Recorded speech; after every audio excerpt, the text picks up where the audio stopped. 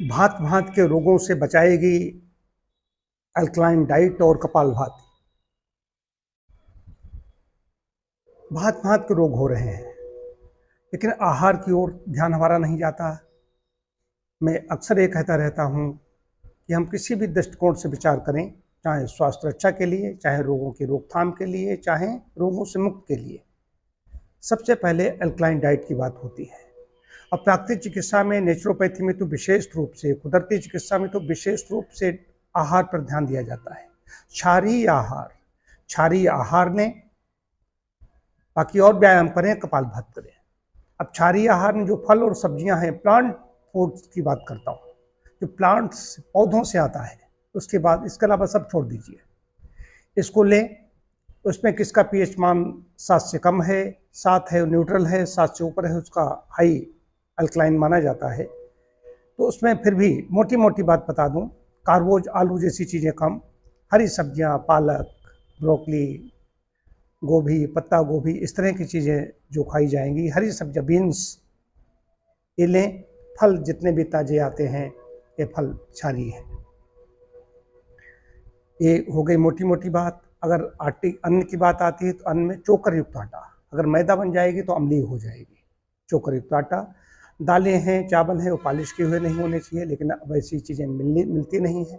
अगर खाना है तो कम मात्रा में खाएं, नहीं तो ज़्यादा मात्रा में चावल खाएंगे, स्टार्च, कार्बोज ज़्यादा जाएगा, तब भी गड़बड़ी होगी।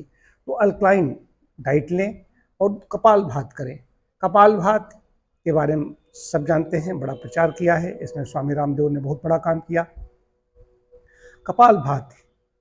कपालभाति में जब हम झटके से सांस छोड़ते हैं, देखेंगे इसमें अभी आप करते हुए, यहाँ योग की कक्षा होती है, तो उसमें जब झटके, किसको 1 सेकंड छोड़ना है, किसी को 1.5 सेकंड में छोड़ना है, किसी को जल्दी छोड़ना है। अब स्वस्थ व्यक्ति की बात कर रहा हूँ, यहाँ पर स्वस्थ व्यक्ति के स्वास्थ्य रक्षा की बात कर रहा हूँ। अल्कलाइन डाइट इसलिए दे रहा हूँ कि स्वस्थ व्यक्ति की स्वास्थ्य रक्षा हो, बीमारी से बचाएगी, रोगों से बचाएगी। और कपालभाति के बारे में कह रहा हूँ, कपालभाति भी बचाएगी।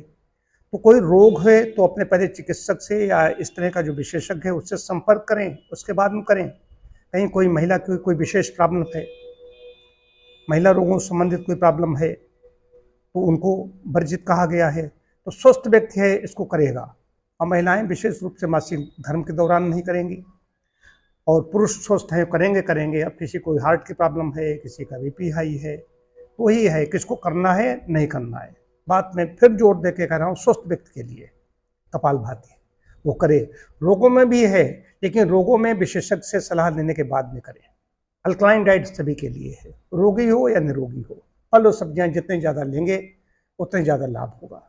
अब फलों में भी, अब किसी को मान लीजिए स्वस्थ व्यक्ति की बात तो ठीक है, वो कुछ भी खा लेगा, उसने केला खा लिया मान लीजिए, लेकिन किसी को अभी दमा है, किसी को अभी ब्रोंकाइटिस है, किसी को कफजनित समस्या है, वो कहेगा वो तो कहा था कि केला खा लो, तो केला उसके नुकसानदेह हो जाएगा, केला कफकारक है।